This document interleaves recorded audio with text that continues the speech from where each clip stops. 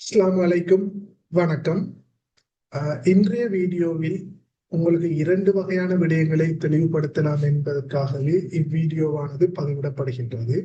முதலாவது, நாளை நடைபெறவுள்ள கிராம சேவகர் போட்டி பரீட்சையில் பங்கு கொள்வ உள்ளவர்கள், அதாவது பரீட்சை எழுத உள்ள பரீட்சார்த்திகள் பரீட்சைக்கு செல்லும் போது கடைபிடிக்க வேண்டிய விடயங்கள் தொடர்பாக, அதாவது இது வெறுமனே கிராம சேவகர் போட்டி பரீட்சைக்கு மாத்திரமல்லாமல் வேறு எந்த ஒரு போட்டி பரீட்சையாக இருந்தாலும் கடைபிடிக்க வேண்டிய பொதுவான விடயங்கள் என்ற அடிப்படையிலே குறிப்பிடப்பட உள்ளது. அத்தோடு ஒரு ஐக்கியூ வினாத்தாளினை, அதாவது நான் ஏற்கனவே பதிவிடப்பட்டுள்ளேன், ஒரு ஐக்கியூ என்பது என்ன, அதன் வினாத்தாள் எவ்வாறு காணப்படும் என்பது தொடர்பாக குறிப்பிட்டிருந்தேன். இவ்வீடியோவில் ஒரு ஐக்கியூ வினாத்தாளினை, அதாவது பரீட்சை மண்டபத்தில் நமக்கு தரப்படுகின்ற ஒரு ஐக்கியூ வினாத்தாளினை எவ்வாறு நாம் அணுகுவது என்ற தொழில்நுட்பங்கள், அதாவது நுட்பங்களை எவ்வாறு கையாள்வது என்பது தொடர்பாகவும் கலந்துரையாட உள்ளது. அந்த வகையில் முதலாவதாக குறிப்பிடப்பட உள்ள விடயம், நாளை நடைபெற உள்ள, அதாவது கிராம சேவகர் போட்டி பரீட்சைக்கு தோற்ற உள்ளவர்கள், அதாவது பரீட்சை எழுத உள்ளவர்கள் எவ்வாறான விடயங்களை கையாள வேண்டும் என்பது தொடர்பாக குறிப்பிடவில்லை. அந்த வகையில் நீங்கள் பரீட்சைக்கு செல்லும் போது முதலாவது கூறுவனை, ஏற்கனவே அனைவருக்கும் அட்மிஷன் கார்டு இணையத்தினூடாக டவுன்லோட் பண்ணுவதற்கான வாய்ப்புகள் வழங்கப்பட்டு அனைவரும் நாளை பரீட்சைக்கு செல்ல உள்ளவர்கள் அதனை பிரிண்ட் பண்ணி கொண்டிருப்பீர்கள். சிலர் என்ன செய்வதுன்னு சொன்னால், அதனை பிரிண்ட் பண்ணி வைத்திருப்பார்கள், அதனை பிற்பக்கம் தனது கையொப்பத்தினை விட்டு அதனை உறுதிப்படுத்திக் கொள்ள வேண்டும், அதாவது சர்டிஃபை பண்ண வேண்டும் என்ற விடயங்களை மேற்கொள்வதில்லை. இதனை வெறுமனே பிரிண்ட் பண்ணி பரீட்சை மண்டபத்திற்கு சென்று பரீட்சை எழுத அனுமதிக்காது மீண்டும் யாராவது ஒருத்தரை எடுத்து அதனை சர்டிஃபை பண்ணி கொண்டு இவ்வாறான இடர்பாடுகளை சந்தித்த வரலாறுகளும் உள்ளது. எனவே பரீட்சைக்கு செல்ல உள்ளவர்கள் நீங்கள் முதலாவது செய்ய வேண்டிய விடயம், உங்களது அட்மிஷன் கார்டு, அதாவது அனுமதி அட்டையினை டவுன்லோட் பண்ணி அதில் உங்களது கையொப்பத்தினை விட்டு அதனை உறுதிப்படுத்தி வைத்துக் கொள்ளுங்கள்.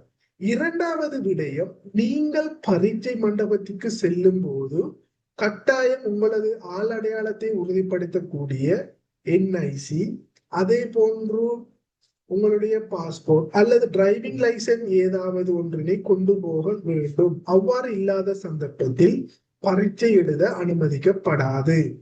அடுத்த விடயம், இதில் பிரதானமாக முஸ்லிம் பெண் மாணவர்கள் கவனிக்க வேண்டிய விடயங்கள், ஏனெனில் ஏற்கனவே இது ஒரு சில இடங்களில் பிரச்சனைகளாக அமைந்த விடயங்கள்.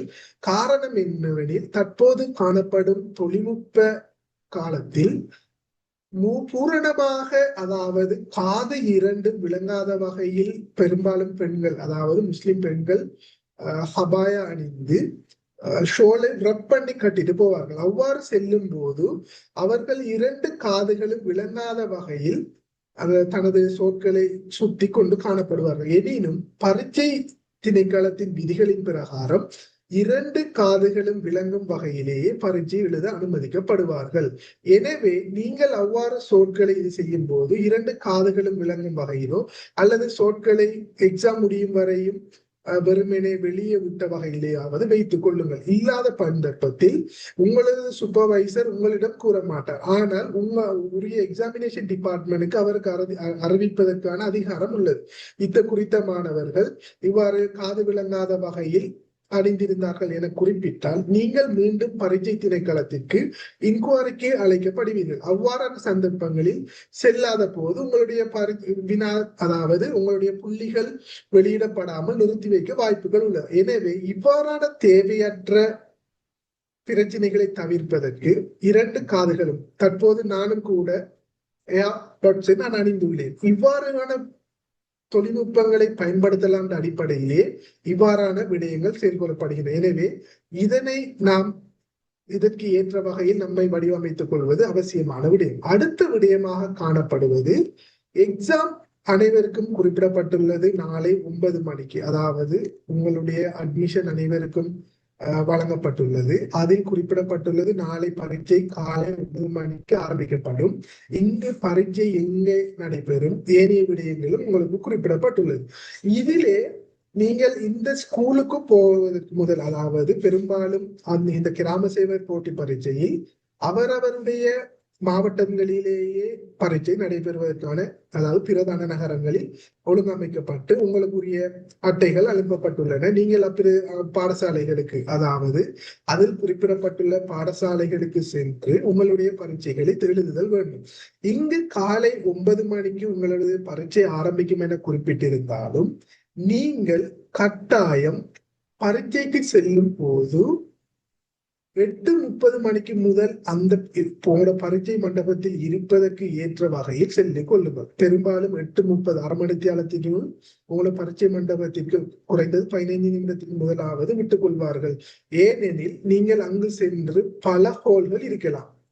பாரிய ஒரு சென்டராக காணப்படுகின்ற போது அந்த எங்க சென்டர் ஹோல் இருக்கின்றதை கண்டுபிடிச்சு நம்முடைய மேசையை அடையாளப்படுத்திக் கொள்ள, அதாவது ஒவ்வொரு இண்டெக்ஸ் நம்பருக்கும் வழங்கப்பட்டுள்ள மேசையை அடையாளப்படுத்துவதற்கு இலகுவாக இருக்குமே. நேர தேவையற்ற, அதாவது 9 மணிக்கு நாம் செல்கின்ற போது இன்னும் நமது பரீட்சைக்குரிய நேரம் வீண்விரயமாகின்ற அடிப்படையில் முந்தி செல்வது சிறந்தது. இதே வேளை அடுத்தது தற்போது பொருளாதார, அதாவது பெட்ரோல் தட்டுப்பாடு காணப்படுகின்றனால் கடந்த காலங்களை போன்று பேருந்துகளோ அல்லது ஏனைய சேவைகளோ உரிய முறையில் நடைபெறுவதில் சில இடர்பாடுகளை எதிர்கொள்வதால் நீங்கள் மிகவும் உரிய காலத்துக்கு போவதற்கு ஏற்ற வகையில் ஒழுங்கமைத்துக் கொள்ளுங்கள். இதே வேளை அடுத்த விடயம் பரீட்சை மண்டபம். பொதுவாகவே இங்கு உங்களுக்கு எந்த பாடசாலையில் பரீட்சை நடைபெறும் அல்லது உங்களோட பரீட்சை மண்டபம் எந்த அமைந்துள்ளது என்பது தொடர்பான விடயங்கள் குறிப்பிடப்பட்டிருக்கு. இங்கு ஒரு குறிப்பிட்ட விடயம் யாதெனில் சில இடங்களில் 2 பாடசாலைகள்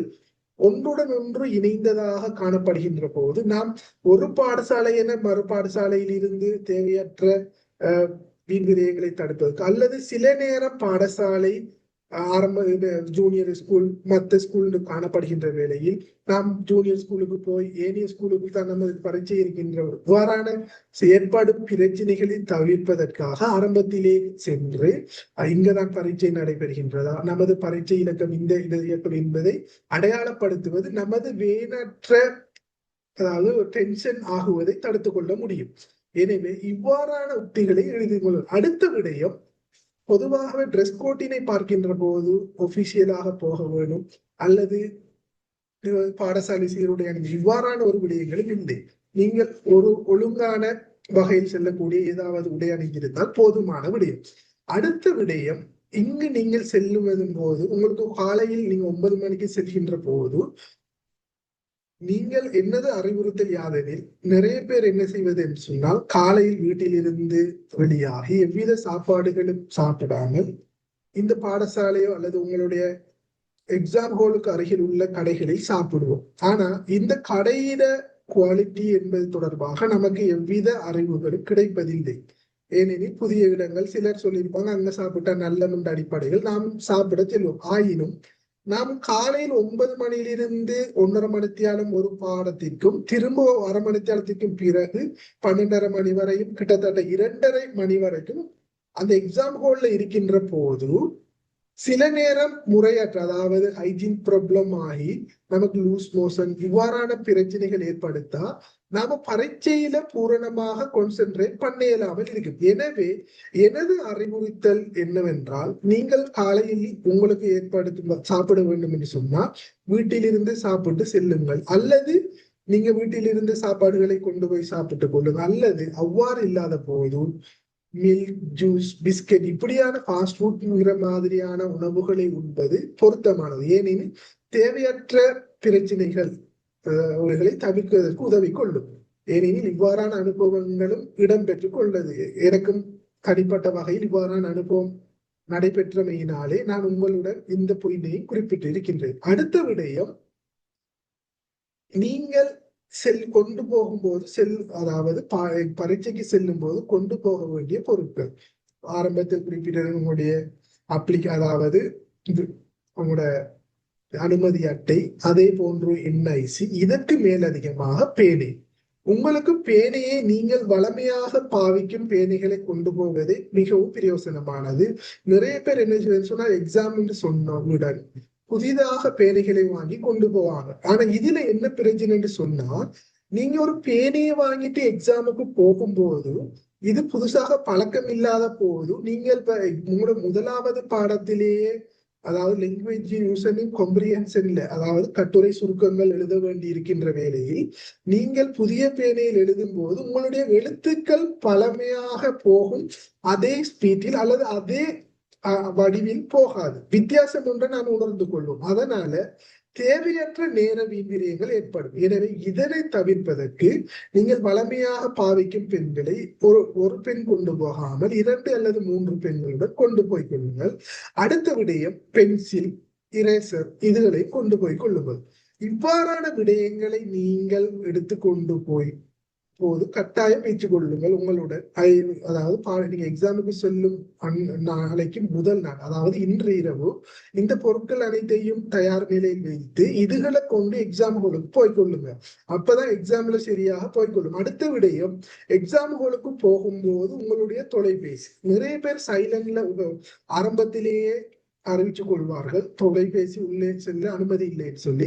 கொண்டு போறவர்கள் ஆஃப் பண்ணி பேக்ல போட்டுக்கொள்ளுங்க. அலாம் இன்னொன்று பண்ணிருந்தா அதுகளை செக் பண்ணி கொண்டு போங்க. தேவையற்ற பிரச்சனைகள் இது செய்து கொள்ளுங்க. நீங்கள் ஆஃப் பண்ணி உங்களுடைய பாக்கெட்ல நீங்க போனை வைத்திருந்தாலும் எக்ஸாம் சூப்பர்வைசர் அடையாளப்படுத்தினால் உங்கள் மீது எக்ஸாமுக்கு எதிரான நடவடிக்கை எடுக்க முடியும். எனவே தேவையற்ற பிரச்சனைகளை உருவாக்கவும் வேண்டாம். உரிய வகையில் நாம் சட்டங்களை பின்பற்றினால் எவ்விதமான பிரச்சனையும் இல்லாமல் பரீட்சையில் எழுதி கொள்ளலாம். அதே மாதிரி உங்களுக்கு இங்க முதலாவது பாடமாக கிரகித்தல், அதாவது மொழி பயன்பாடு கிரகித்தல் பாடம் இருக்கின்றது. 2வது பொது அறிவும் காணப்படுகின்றது. 3வதாகத்தான் ஐக்கியூ பாடம் காணப்படுகிறது. அதாவது உலசார்பு தனியாக 3 பின்னேரம், அதாவது பிற்பகல் 1:30 2:30 வரையான நேரத்தில் காணப்படுகிறது. அப்ப நீங்கள் ஆரம்பத்திலேயே படிச்சுட்டு போய், இங்க நிறைய பேர் செய்கின்ற அடுத்த தவறு, பரீட்சை என்று சொன்னால் இதுவரைக்கும் படிக்காமல் விடிய விடிய குந்தி, அதாவது இன்று இரவும் குந்தி என்ன செய்வாங்கன்னு சொன்னா, நிறைய பேர் எக்ஸாம் நாளைக்கு உடனே இன்றைக்கு ஃபுல்லா படிப்பாங்க இரவைக்கு. அதாவது தூங்கும் போது ஒரு 3 மணி ஆகும். சிலவங்க தூங்காமலே எக்ஸாம் ஹாலுக்கு போவாங்க. இவ்வாறாய் நீங்க என்னதான் படிச்சுட்டு போனாலும் எக்ஸாம் ஹால்ல ஒழுங்காக செய்ய மாட்டீங்க. டென்ஷன், தேவையற்ற பிரச்சனைகளை ஏற்படுத்தி கொள்ளும். அதனால இறுதி நாள் நீங்க பூரணமா ரிலாக்ஸ் ஆகி உங்களோட மைண்ட ஃப்ரெஷ் ஆக்கி எடுத்துக்கொள்ளுங்க. அதுதான் எக்ஸாமுக்கு செய்யறது. சில பொது அறிவு வினாக்களை மீட்டுறது, ஏனைய விடயங்களை மீட்டுட்டு போய் கொள்ளுங்க. இந்த எக்ஸாம் ஹாலுக்கு நீங்க போன உடனே உங்களோட ஃப்ரெண்ட்ஸ் மாதிரி நிறைய பேர் இருப்பாங்க. அப்ப எக்ஸாம் ஒரு பேப்பர் முடிஞ்சோன்னா அதுக்கு நீ என்ன விட எழுதினேன், இதுக்கு நான் என்ன விட எழுதினேங்கிறதுகளை கலந்துரையாடாதீங்க. ஏன்னு சொன்னா அவர் ஒருவேளை சொல்லுவார் ஒரு விட, நீங்க ஒரு விட சொன்ன உடனே ஐயோ எந்த விட சரியா இருக்கும் அவர் விடையா இருக்குன்னு சொல்லியே நீங்க ஃபெடப் ஆகிடுவீங்க. அப்ப இதனால இப்படியான விடயங்களை கருத்து கொள்ளாம பரீட்சை பூரணமாக முடிஞ்சதுக்கு பிறகுதான் எழுதின பேப்பர் தொடர்பாக நீங்க கலந்துரையாடுங்க. அது வரைக்கும் இல்லாமல் இந்த உங்களோட முதலாவது காம்ப்ரிஹென்ஷன் பாடம் அடைந்த பிறகு இருக்கிற 1.5 மணித்தியாலத்தில் 1/2 மணித்தியாலம் உங்களுடைய லஞ்சை சாப்பிட்டு அல்லது மைலோ அப்படியான ஏதாவது ஜூஸ் வகைகளை குடிச்சு டைம் அந்த, ஏனெனில் பெரும்பாலும் பக்கத்தில் இருக்கிற கடைகள் அனைவரும் கடைக்கு அந்த கடையை தான் யூஸ் பண்ணுவாங்கிறதால கிரவுடாக இருக்கும். அடுத்தது ஹைஜீனாக இருக்குமாங்கிறது சொல்லிடாது. அதனால நீங்க வீட்டிலிருந்தே ஏதாவது இந்த பிஸ்கெட் அல்லது மைலோ இப்படியான பொருட்களை கொண்டு போய் சாப்பிட்டுட்டு ஒரு நாள் தனி ஒருவேளை எக்ஸாம் முடிஞ்சது பிறகு விரும்பிய கடையில விரும்பிய மாதிரி சாப்பிட்டு கொள்ளுங்க. ஏன்னா பிரச்சனை ஆகாம இருக்கிறது தனி. அப்ப அதனை முடிச்சதுக்கு பிறகு இந்த ஜெனரல் நாலேஜ் நோமலாக மீட்டுட்டு அதை எடுத்துக் கொள்ளுங்க.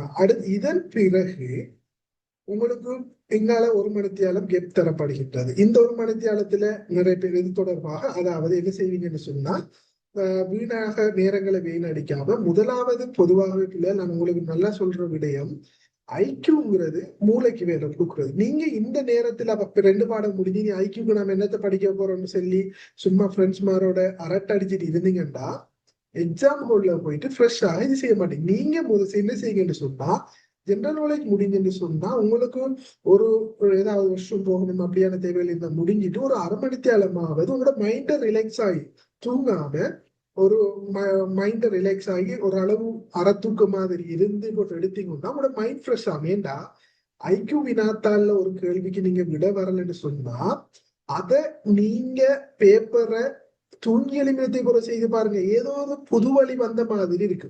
அப்ப ஐக்கியங்கிற அதுதான் மூளைக்கு வேலை கொடுக்குறது. அப்ப அதனால இப்படியான தேவையற்ற விடயங்களை தவிர்த்து கொண்டீங்கன்னு சொன்னா உங்களுக்கு இலகுவாக நீங்க இந்த பரீட்சையை செய்து கொள்ளக்கூடிய மாதிரி. அதாவது முன்னையோட நம்ம ஒரு அளவுக்கு இந்த 2:30 மணிக்கு பிறகு நீங்க விரும்பியதை செய்து கொள்ளலாம், எந்த பிரச்சனையும் இல்லை.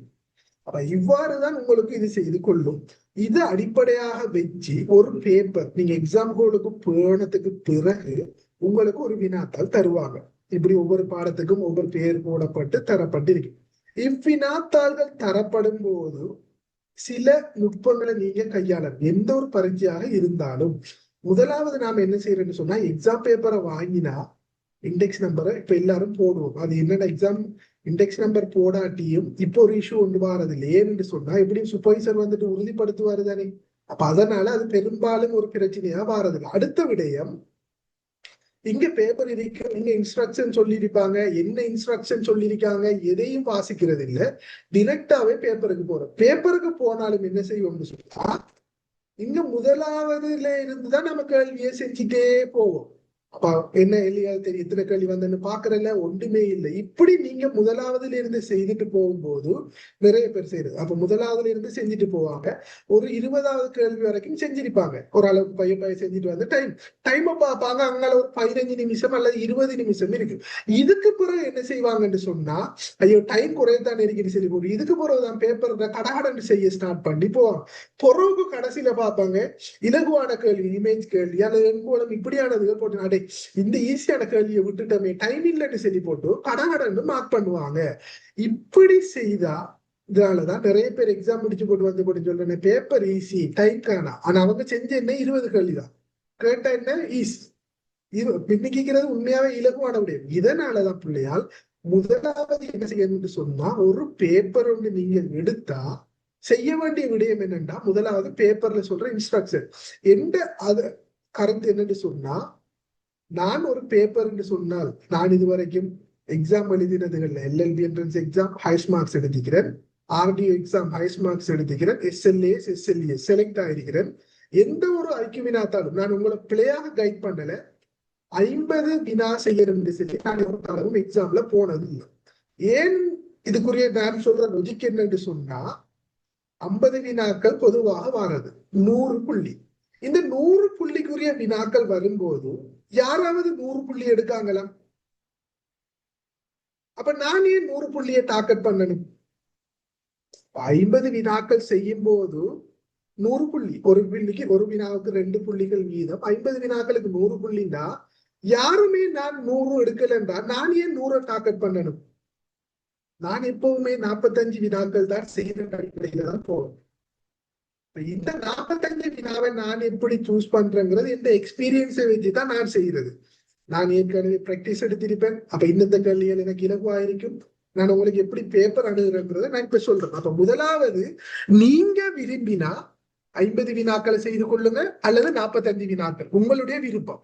அப்ப ஏன் இதை நான் சொல்றேன்னா 45 வினா எனக்கு 90 மார்க்ஸ் வந்தாவே போதும். 90ல இல்லை, பெரும்பாலும் ஒரு போட்டி பரீட்சையில எவரேஜா 2 பாடம் இருந்தா அல்ல 3 பாடம் இருந்தா 200, 210, 220 3 பாடத்துக்கு எவரேஜா 70 புள்ளிங்கிறது கூட. லாஸ்டா நடந்த எல்எல்பி என்ட்ரன்ஸ் எக்ஸாம் வித்தியாசம். எல்எல்பியில பேப்பர் எடுக்கிறது ஓயூஎஸ்எல் அவங்கட கரெக்ட் வரல. இப்ப எக்ஸாமினேஷன் டிபார்ட்மெண்ட் நினைக்கிற இன்னொரு எக்ஸாம் எடுத்தாலும், ஈவன் எஸ்எல்ஏஎஸ் எக்ஸாம் எடுத்தாலும் 60 இருந்து 65 மார்க்ஸுக்குள்ளதான் சராசரி மார்க்ஸ் வந்து முடிகிறது. நீங்க போன முறை நடந்த உங்களோட ஜிஎன் எக்ஸாமுக்கு எடுத்தாலும் நீங்க அப்ப ஒரு 75 மார்க்ஸுக்கு நாம டார்கெட் பண்ணி ஒரு பாடத்துல எடுக்கிறதுக்கு ஏற்ற மாதிரி எடுத்தா போதும். அப்ப இங்கால 90 மார்க்ஸ் வந்தாலும் 15 மேல அதிகமா இருக்கும். ஏன் சொல்றேன்னுடா, நாம என்ன செய்யறோம்னா 50 வினாக்கள் இருக்குன்னு சொல்லி போட்டு வேகமாக செய்வோம். அப்ப என்ன செய்வோம், இப்ப 45 வினா செய்யறதுக்கும் 50 வினா செய்யற இடத்துலயும் 50 வினா செய்யும் போது என்ன செய்வோம், 45 வினா செய்யறதோட வேகமாக செய்வோம். இப்படி வேகமாக செய்ய கொள்ள என்ன செய்யும் என்று சொன்னா, நம்முடைய நேரம் ஒரு கேள்விக்கு ஒதுக்குற நேரம் குறையும். அப்ப வேகமா செய்யும் போது சில நேரம் நீங்க சரியான விட எடுத்தாலும் பிழையான விடையை போடுவீங்க. அவசரத்துல டைம் போகுது அடுத்த கேள்வி போடும். அப்ப அதனால இந்த இதை இது செய்து போட்டு 45 கேள்வி டார்கெட் பண்ணி கொடுங்க. நான் இதை எஸ்எல்ஏஸ்ல வந்துட்டு என்னோட காம்ப்ரிஹென்ஷன் எல்லாமே எம்சிக்யூ இருந்தது பார்ட் 1ல. நான் அதுலயும் கூட 45 தான் செய்யறேன்னு சொல்லி எக்ஸாமுக்கு முதலே நான் டிசைட் பண்ணிட்டேன். அதுல மென்ஷன் பண்ணிட்டா 50 கேள்வி. அப்ப நான் 45 தான் செய்யறேங்கிறத பிளான் பண்ணிட்டே போனேன். எக்ஸாம்ல 45 தான் செஞ்சேன். அப்ப மிச்ச 5 என்ன செய்யறேன் ஒரு டவுட் வரும். அதாவது ஒரு பேப்பர்ல நீங்க செய்துட்டீங்க, உங்களுக்கு ஒரு குறிப்பிட்ட கேள்விக்கு பிறகு டைம் இல்லைன்னு சொன்னா நாம என்ன செய்வோம்? இப்ப முதலாவது 2வது 3வது விட இருந்தேன்டா முதலாவது கல்விக்கு 1, 2வது 2, 3வது 3, 4வது 4 போடாம எல்லா கேள்விக்கும் ஒரே விடையை போட்டுக்கொள்ளும். எக்ஸாம்பிளுக்கு 1/5 சொன்னா நான் எல்லாத்துக்கும் என்ன செய்யணும்னு சொன்னா இந்த கொம்ப்ரிஹென்ஷன் எனக்கு 30ல இருந்து 35ஆவதோ இல்ல நான் 36ல இருந்து 40வது கேள்வி என்னையோ எஸ்எல்ஏஸ்ல வந்து இந்த பார்ட் 1 அதாவது ஓலைலன் செய்கிற பகுதி 1ல பந்தி வினாக்கள் பெரிய பந்தி போட்டு அந்த பந்தியில இருக்கிற ஒரு சொல்லுக்கு என்னையோ கருத்து கேட்டிருந்தாங்க. நான் அதை பந்திய வாசிச்சாவே எனக்கு 2 நிமிடத்துக்கு மேல எடுக்கும். அப்ப நான் எப்படி செய்யறேன்ற அடிப்படையில வாசிக்கல எல்லாத்துக்கும் ஒரே விடையத்தான் போட்டேன். ஏனென்றா இப்படி விட போடும்போது குறைஞ்சது 1வது சரி வரும் தானே. அப்ப எனக்கு அது வந்தா 2 மார்க்ஸ். அப்ப 5மே நான் சொல்லிட்டு இல்லாம பூரணமான மார்க்ஸ் இழக்கிறோட 2 மார்க்ஸ் எடுக்கிறது நான் செய்ததோட பிளஸ் வருதா இல்லையா? எனக்கு இது எடிஷனலா வர மார்க்ஸ் தானே. அப்ப இப்படித்தான் நான் பிளான் பண்ணிடுறேன். அப்ப நீங்களும் உங்களுக்கு ஏத்த மாதிரி பிளான் பண்ணி கொள்ளுங்க. பட் நான் உங்களை மிஸ்கைட் பண்ணல. உங்களால 50 கேள்வி செய்யலும்னா செஞ்சு கொள்ளுங்க. நான் எந்த வேயத்தான் உங்களுக்கு இங்க சொல்லியிருக்கிறேன். இப்ப 45 வினா அல்லது 50 வினாங்கிறது உங்களுடைய பொறுத்தது. உங்களுக்கு இல்ல பேப்பர் நல்ல இலகுங்கிற டைம்ல நீங்க 45 செய்யாதீங்க, 50யுமே செய்யுங்க. 40க்குமே தாண்டியலாங்கிற டைம்கள் இருக்கும். அந்த வினா அது டைம்ல தான் நான் சொல்றேன். அடுத்த விடயம், ஒரு பேப்பர் தரும்போது முதலாவது நீங்க செய்யணும் இண்டெக்ஸ் நம்பரை போட்டுருவீங்க. அடுத்தது சொல்லுவான் இவ்வினாத்தாளில் இத்தனை பக்கங்களில் இத்தனை வினாக்களை கொண்டுள்ளது. அப்ப எத்தனை பேஜ்ல எத்தனை வினாக்கள் இருக்குங்கிறத சொல்லிட்டான். அப்ப இந்த சொன்னதை நீங்க கட்டாயம் செக் பண்ணி பார்க்கணும். ஏன்னு சொன்னா எக்ஸாம் ஒன்று சொன்னா, அதாவது பொதுவாகவே உங்களோட ஜிஎன் எக்ஸாம் வந்துட்டு டிஸ்ட்ரிக்ட்ல நடக்க போகுது. ஏனைய எக்ஸாம்கள் கொழும்புல நடக்கிற எக்ஸாம் எல்லாம் எப்படின்னு சொன்னா இன்றைக்கு எக்ஸாம் சொன்னா அதாவது நாளைக்கு எக்ஸாம்னா இன்றைக்கு தான் பிரிண்ட் பண்ணுவாங்க. அப்ப பிரிண்டிங்ல போட்டுட்டு பல்க் அடிக்கும் போது ஏதாவது இஷ்யூ வந்திருந்து அவங்களால செக் பண்றதுல ஒவ்வொன்றையும் அப்ப நடக்காது. 99.9% சான்ஸ் இல்லை. அந்த 0.1% பாசிபிள் இருக்குதானே. அதனாலதான் சொல்றேன். அப்ப செக் பண்ணினோம்டா ஆரம்பத்திலேயே 12 பேஜில் 50 வினாக்கள் இல்லைண்டா சூப்பர்வைசர்ட்ட சொல்லி நம்ம பேப்பரை எடுத்து அதுக்கேற்ற மாதிரி மாற்று வழியோட செஞ்சிருக்கலாம். ஆனா இடையில செஞ்சுட்டு இருக்கும்போது நாம திரும்ப என்ன செய்வோம்? பேப்பர்ல ஒரு பேஜ் பிரிண்ட் ஆகலன்னு சொன்னா நாம என்ன செய்வோம்? திரும்ப சூப்பர்வைசர்ட்ட சொல்லி கேட்கும் போது நாம டென்ஷன் ஆகி கேள்வி செய்யறதை செய்யாம திரும்ப ஃபெடப் ஆகி டைமே வேஸ்ட் பண்ணி விட்டுருவோம். இதனால இதை செக் பண்றது நல்லது. எப்பவுமே 1 மணித்தியாலம் தான் நீங்க 50 அல்லது 53 நிமிஷத்துக்கு தான் பேப்பரை முடிக்கிற மாதிரி வைங்க. 60 நிமிஷம்னே டார்கெட் பண்ண வேணும். நான் அதனாலதான் இந்த கிளாஸ் வரவங்களுக்கு சொல்றது, ஒரு பேப்பர் 1 மணித்தியாலம் 50 வினாண்டு பிராக்டிஸ் பண்றீங்கன்னா 45 நிமிஷத்துல நீங்க பிராக்டிஸ் பண்ணுங்க. இதுக்கு சொல்லலாம் இல்ல ஓவர் வேகமா போய் அப்படி இல்லை. நீங்க பிராக்டிஸ் பண்ண அது உங்களுக்கு வந்துடும். நான் எப்பவுமே இதே மாதிரிதான் பிராக்டிஸ் பண்ணுவேன். அப்ப இப்படியான நுட்பங்களை செய்து கொள்ளுங்க. அடுத்த விடயம், இங்க ஏனைய விடயங்கள் சொல்லியிருக்காங்க. வினா பார்த்து கொள்ளுங்க. 60 நிமிஷம் இத்தாளிலேயே எழுதணும். கருப்பு நிறம் அல்லது பென்சிலையே பயன்படுத்த வேண்டாம்னா நீங்க பென்சில் பயன்படுத்த இயலாது. தெளிவாக செஞ்சு கொள்ளுங்க. பென்சில் பயன்படுத்த வேண்டாம்னா பென்சில் பயன்படுத்த கூடாது. பேனான்னு சொன்னா அதுல இஷ்யூ ஒண்ணும் இல்லை, கருப்பு நீலமொழி எழுதலாம். ஏன்னு சொன்னா இப்ப நீங்க பென்சிலே பயன்படுத்த வேணாம். ஆனா இதுல நான் என்ன சொல்றேன்னு சொன்னா இந்த பாயிண்ட் ஒன்று மிஸ் ஆயிடுச்சு. இதுல பென்சில் எங்க போட்டியா பென்சில் பயன்பாடு போட்டு மதிப்பீட்டின் போது புள்ளிய வழங்கப்பட மாட்டார். அப்படின்னா நீங்க என்னதான் 50களுக்கு சரியான விட எடுத்து விடைய பென்சிலால எழுதிருந்தீங்கன்னா உங்களுக்கு புள்ளியே வழங்கப்படாது. அப்ப நீங்க என்ன பென்சிலை யூஸ் பண்ணனாலும் விடைகளை பெண்ணால எழுதணும். அதைத்தான் நீங்க எதிர்பார்க்கிறான். பயன்படுத்த வேணாம். பென்சிலே நீங்க எழுதினாலும் இல்லை, நான் என்ன செய்யணும் அடுத்தது விட நம்ம அங்கல வர. அப்ப இப்படியான விடயங்களுக்கு நீங்க இது செஞ்சு கொள்ளுங்க.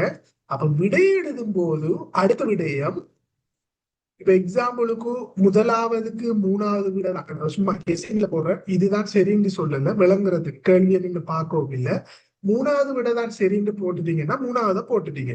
இப்ப இதுல நீங்க புறம் யோசிக்கீங்க மூணாவது இல்ல பிழையான விட வெட்டி போட்டு நீங்க முதலாம் நம்பர் போட்டாலும் உங்களுக்கு புள்ளி இல்ல. தெளிவற்ற புள்ளிகளுக்கு புள்ளிகள் வழங்கப்படாது. அழகாவே செஞ்சிட்டான்.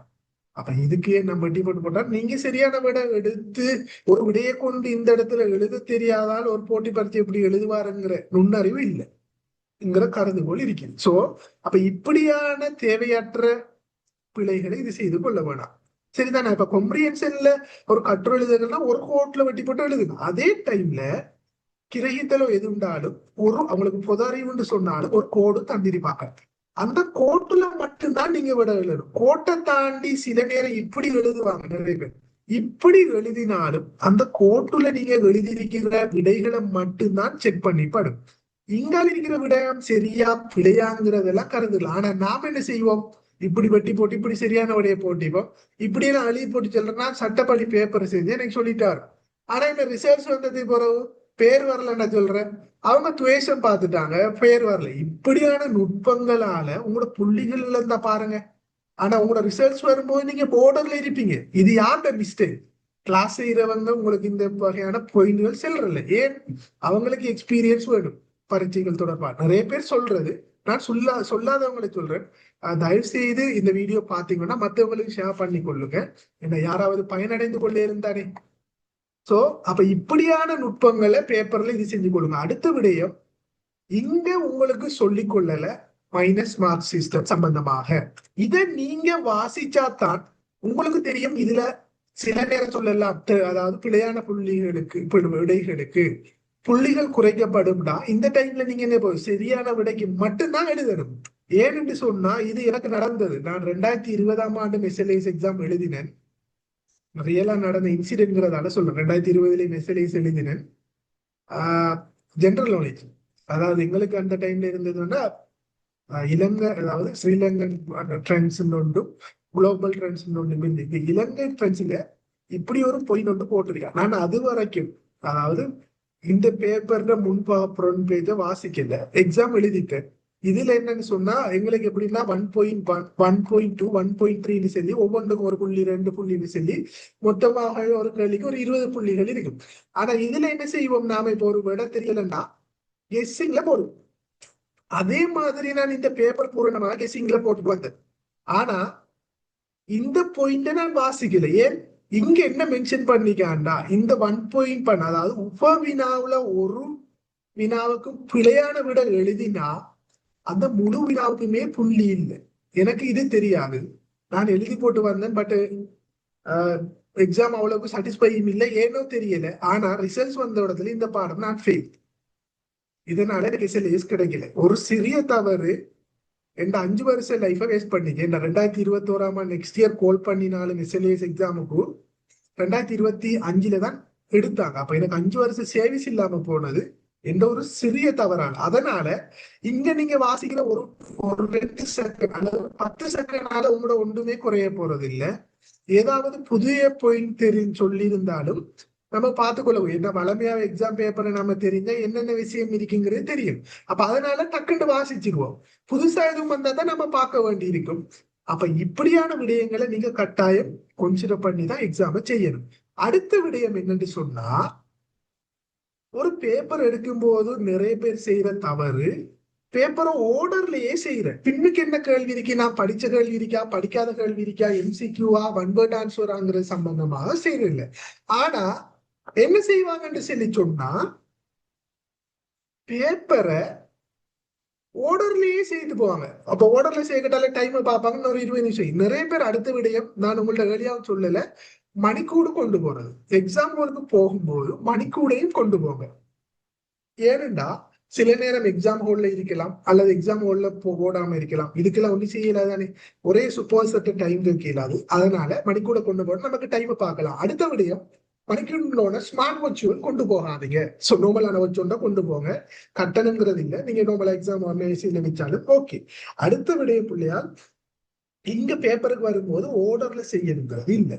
ஓர்டர்ல செய்தீங்கன்னு சொன்னா என்ன இஷ்யூன்னு சொல்லி சொன்னால், சில நேரம் ஃபெஸ்ட்டுக்கு என்ன வாங்கன்னா நார்மலாகவே எல்லா எக்ஸாம் பேப்பர்ல எப்படி இருக்குன்னா ஆரம்பத்திலிருந்து போட்டாலே இலகுவாக போய் நடுவுல கொஞ்சம் கஷ்டமா, பின்னுக்கு கொஞ்சம் இலகுவான வினாக்களை போடுவாங்க. ஒரு சில நேரம் ஓர்டர் மாறியும் வரும். பெரும்பான்மையான பேப்பர் ஸ்ட்ரக்சர் சொல்றேன்.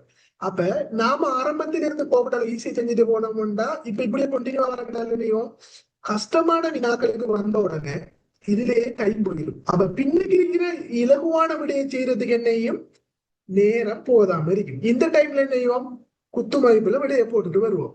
அப்ப இது புள்ளிய வீணா குறைக்குதா இல்லையா? அப்ப இதனாலதான் நீங்க முதலாவது நேரம் பேப்பரை பூரணமாக பிரட்டி பார்க்கணும். பேப்பரை பிரட்டி பார்த்தா உங்களுக்கு விளங்கும் நான் இந்த கேள்வியில படிச்சிருக்கேன், அப்ப இதுகளை இலகுவா செய்யலாம் சொல்லி போட்டு செய்யறது. அடுத்த விடயம் எந்த வினாக்கு முன்னுரிமை கொடுக்கிறது. பொதுவாகவே என்னுடைய கருத்து என்ன சொன்னா பிள்ளையா, ஒரு எக்ஸாம் பேப்பரை எடுத்தா முதல் 5 வினாவும் பெரும்பான்மையான எக்ஸாம் சொல்வத வினாக்களா இருக்கு. இது இலகுவான வினாக்கள். ஆனா நாம என்ன செய்யறது என்று சொன்னா இந்த வினாக்கள்ல ஆரம்பத்திலேயே செய்யறது. இதை ஏன் நான் ஆரம்பத்திலேயே செய்ய விரும்புறேன்னு சொல்லி சொன்னா, இங்கு நீங்க ஒவ்வொருத்தரையும் கேட்டா ஒவ்வொரு ரீசன் சொல்லி எடுப்பாங்க. ஆனா என்னதான் இருந்தாலும் இங்க பேப்பர் செட் பண்ணினவர் என்ன அடிப்படையில இந்த கேள்வி விட எடுத்திருக்காரோ அந்த அடிப்படையில தான் புள்ளிகள் வழங்கப்படும். அதுதான் சரியான விடை. உங்களோட விடைகளுக்குரிய ஆர்கியூமெண்ட் இடம் இல்லை. அப்ப சொல்லி பண்ணி எடுக்க இல்லாத விடைக்கு நானே சரி எடுக்கணும். இப்ப உங்கள்கிட்ட டிஸ்கஸ் பண்ணினா இந்த 4ல நீங்க எனக்கிட்ட ஒரு ரீசன் சொல்லுவீங்க, இன்னொருத்தர் 2வது விடையை சொல்லுவார், இன்னொருத்தர் 3வது விடையை சொல்லி அதுக்கும் ரீசன் சொல்லுவார். சொல்லினாலும் பேப்பர் எடுத்தவர் தான் இது. அதே டைம்ல ஆரம்பத்திலேயே உங்களோட மைண்ட் ஃப்ரெஷ்ஷா இருக்க கொண்டால இலகுவான விடயத்துல கொண்டு கொடுத்தீங்கன்னா கடினமானதுகளுக்கு என்னையும் மூளை கொஞ்சம் யோசிக்கிறதுக்கு இதாகும். அப்ப அதனால அப்படியான வினாக்களை முடிச்சிட்டு தான் இதுக்கு வரணும். இறுதியாக அதாவது கடைசியில தான் இந்த வினாக்களுக்கு ஒரு 2 நிமிடத்தை வச்சு செய்ய போல. ஏனென்றா சிலர் என்ன வந்த உடனே இங்க வச்சு போட்டு இது ஒரு கேள்விக்கு 1.2 மினிட்ஸ் போட்டு இதுக்கும் அதே மாதிரி இருக்கிற எல்லா கேள்விக்கும் ஒரே நேரத்துல செய்யலாம்ங்கிறது பிழையான எடுக்கும். சில வினாக்களுக்கு கூட நேரம் எடுக்கும், சில வினாக்களுக்கு குறைவான நேரம் எடுக்கும். அது ஓட்டோவாவே நாம பேப்பருக்கு பிராக்டிஸ் எடுத்துட்டு இருந்தோம்டா நமக்கு அந்த கலை வந்து அடுத்தது இங்க நீங்க தேவையில்லாம நேரத்தை வீணடிக்கிறது பிள்ளை. ஏன்னா யோசிக்க யோசிக்க ஒவ்வொரு விட மாறி மாறி வந்துட்டே இருக்கும். அப்ப இப்படியானதை இது செய்யாம இறுதியில செய்து கொள்ளுங்க. அடுத்தது எப்படி பேப்பரை ஒரு வினாக்கள்ல எந்த தொடர்பு தொடுத்தணும், அதாவது எதை ஃபெஸ்ட்டுக்கு எடுக்கணும், எப்படி அணுகணுங்கிறது தொடர்பான வீடியோவும் உங்களுக்கு அடுத்த கிளாஸ்ல இருந்து ஒவ்வொரு பாஸ் பேப்பர், அதாவது ஒரு பாஸ் பேப்பர் எடுத்து எப்படி அணுகலாம், அதுல ஒவ்வொரு பகுதிகளாக உடைச்சு நம்ம ஒவ்வொரு கிளாஸ்லயும் நாம படிச்சு கொள்வோம். ஸோ தொடர்ச்சியாக வீடியோவை பார்த்து கொள்றதுக்கும் உங்களோட ஃப்ரெண்ட்ஸுக்கும் இந்த வீடியோ நீங்க பயனடையும் நினைச்சுன்னு சொன்னா ஷேர் பண்ணி கொள்ளுங்க. ஃபேஸ்புக்ல தேவைன்னு சொன்னா இந்த வீடியோ தொடர்ச்சியாக வந்து கொள்ளும். என்ன ஃபேஸ்புக் பேஜ் இதை ஃபாலோ பண்ணிக்கொள்ளுங்க. அஃப்ரோஸ் அகமது சொல்லி, அதாவது இந்த குறிப்பிடப்பட்டிருக்கிற இந்த பேரை டைப் பண்ணி நீங்க எல்லாம் போடாம இந்த இவ்வளவு அஃப்ரோஸ் அகமது பண்ணீங்கன்னு சொன்னா வீடியோ உங்களுக்கு தொடர்ச்சியா பார்த்துக்கலாம். அடுத்த கிளாஸ்ல இருந்து, அதாவது அடுத்த வீடியோல இருந்து உங்களுக்கு நான் ஒவ்வொரு பேப்பரை எடுத்து அதை எப்படி இலகுவாக அணுகிறங்கிற சம்பந்தமா சொல்றேன். இந்த ஃபேஸ்புக்ல கூடுதலாக நேரம் போடும்போது பார்க்க மாட்டீங்கன்ற அடிப்படையில தான் முடித்துக் கொள்றேன். ஓகே, அஸ்ஸலாமு அலைக்கும், வணக்கம்.